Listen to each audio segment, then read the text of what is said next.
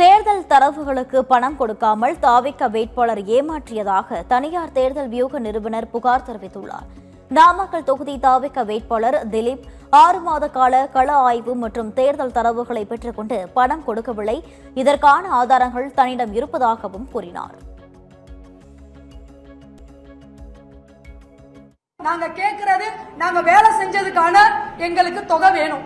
என் பசங்க எல்லாருமே என்ன நம்பி வந்து உட்கார்ந்து இருந்தாங்க.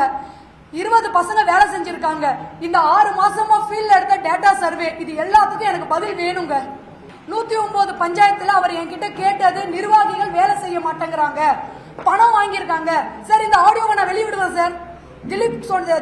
மிஸ்டர் திலீப் அவர்கள் பேசின ஆடியோவை நான் கண்டிப்பா வெளியிடுவேன். சோ எங்களுக்கு நாங்க வேலை செஞ்சிருக்கோம். ஓவரால் நாமக்கல்ல வின்னிங்க்கு தேவையான மொத்த ரெக்கார்ட்ஸும் அவர் கையில நான் சப்மிட் பண்ணிட்டு வந்திருக்கேன். நான் வேலை செஞ்சிருக்கேன். வேலை செஞ்சதுக்கான எங்களுக்கு கூலி வேணும்.